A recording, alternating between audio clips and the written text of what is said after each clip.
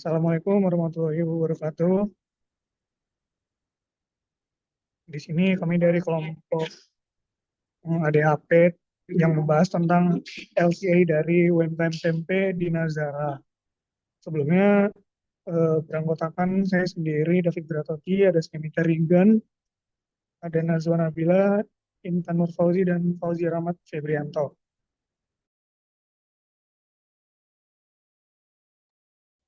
Latar belakangnya yang pertama adalah di mana tempe dibuat melalui proses fermentasi biji kedelai dengan bantuan kapang dari genus Rhizopus seperti Rhizopus oligosporus, Rhizopus oryzae, Rhizopus stolonifer, dan Rhizopus arrhenius. Yang mana dalam proses ini digunakan starter fermentasi yang digunakan sebagai ragi tempe. Fermentasi berlangsung dalam kondisi yang hangat dan lembab sehingga memungkinkan kapang tumbuh dengan optimal. Selama proses fermentasi, struktur kedelai berubah menjadi tekstur padat dan mudah dicerna. Proses ini juga meningkatkan kandungan gizi yang ada dalam bahan dasar.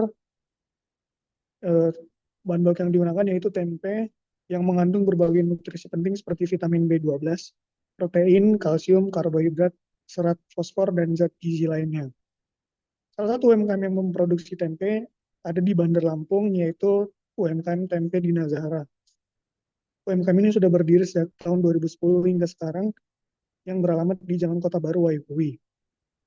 Adapun dari UMKM ini, proses pembuatan tempe yang dilakukan itu masih secara manual dengan menggunakan energi biogas sebagai sumber energi untuk merebus kedelai, yang mana biogas ini berasal dari limbah organik seperti kotoran sapi dan sisa produksi air rebusan tempe, sehingga cukup mendukung konsep pengamanan tiap harinya. Tiap harinya produksi bisa mencapai sekitar 150 kg dan sejauh ini bisa diterapkan cukup efisien. Penggunaan biogas sangat membantu dalam mengurangi biaya operasional sekaligus menjadi langkah positif dalam menjaga keberlanjutan produksi. Permintaan tempe yang tinggi oleh masyarakat menjadi salah satu penyebab industri tempe semakin berkembang di Indonesia.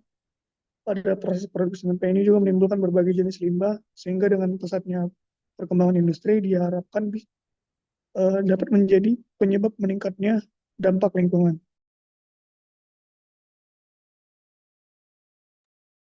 Adapun tujuan dari dilakukan analisis ini adalah untuk mengidentifikasi dampak gas rumah kaca pada proses perebusan kedelai pada pembuatan tempe, serta dapat mengetahui pengujian COD dan BOD pada limbah cair hasil pencucian kedelai.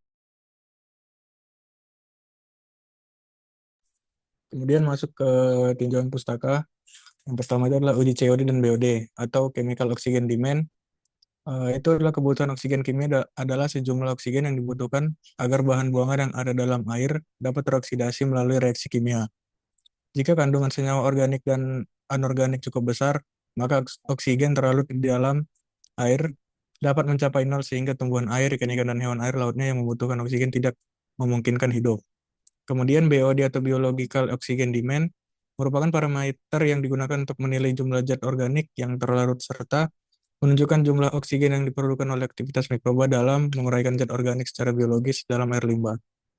Air limbah industri tahu mengandung bahan-bahan organik terlarut yang sangat tinggi.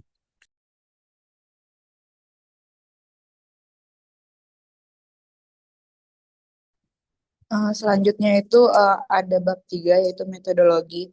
Yang pertama itu waktu dan tempat. Waktu yang dilakukannya penelitian ini pada hari Minggu 27 April 2025. Tempatnya langsung di UMKM Tempe Dinar Zahra Waihui, Jati Agung, Lampung Selatan, Lampung. Kemudian adapun alat dan bahan. Yang pertama itu ada alatnya itu bak penampung, kemudian ada tangki perebusan, ada wadah penyaringan, tampah, dan lilin. Setelah itu ada bahannya sendiri itu kedelai, ragi, air, dan plastik. Masuk ke metodologi. Metodologi dari analisis ini dilakukan menggunakan metode get to get dari bahan masuk hingga bahan keluar dari UMKM Tempe Dinar Zahra, Waihui, Jati Agung, serta menggunakan literatur jurnal sistem literatur review sebagai pendekatan untuk menganalisis dan mensintesis berbagai literatur ilmiah yang berkaitan dengan get to get merujuk pada penilaian daur hidup life cycle assessment atau LCA.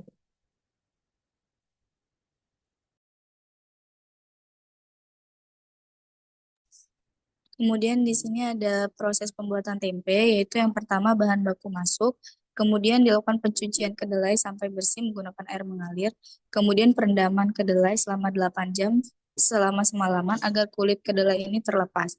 Kemudian pemisahan kulit ari, ini dengan cara kedelai digosok menggunakan nampah dan dipijat menggunakan tangan. Kemudian perebusan ini dilakukan selama 30 menit untuk membunuh bakteri dan mempercepat fermentasi, kemudian dilakukan pendinginan. Setelah itu dengan cara diangin-anginkan. Kemudian pencampuran ragi dengan cara ditaburkan ragi setelah kedelai dingin dan kering dan diaduk. Kemudian dilakukan pengemasan. Setelah ditaburkan ragi tadi, kemudian dikemas menggunakan plastik PE dan dilubangkan. Kemudian fermentasi dilakukan selama 24 sampai 48 jam. Kemudian setelah itu tempe siap didistribusikan ke pasar dan UMKM gorengan dan UMKM keripik tempe.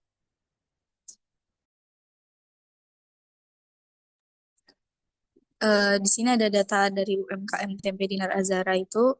Yang pertama ada waktu produksinya itu dari jam 5 sore sampai jam setengah 9 malam.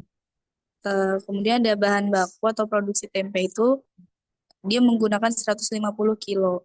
Jumlah karyawannya 3 orang. Tempat pendistribusiannya itu Pasar Waikandis, tukang gorengan, dan UMKM keripik tempe. Terus kemudian ada kebutuhan bahan bakarnya itu menggunakan biogas.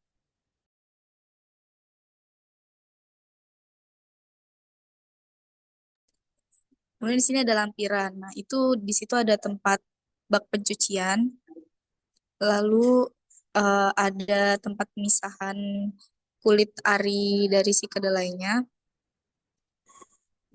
Lalu di sini ada tempat perebusan dari tempe kedelai tersebut. Baik, mungkin sekian presentasi yang dapat kita sampaikan. Kurang lebihnya kami memohon maaf dan terima kasih atas perhatiannya. Saya tutup. Assalamualaikum warahmatullahi wabarakatuh. Selamat siang.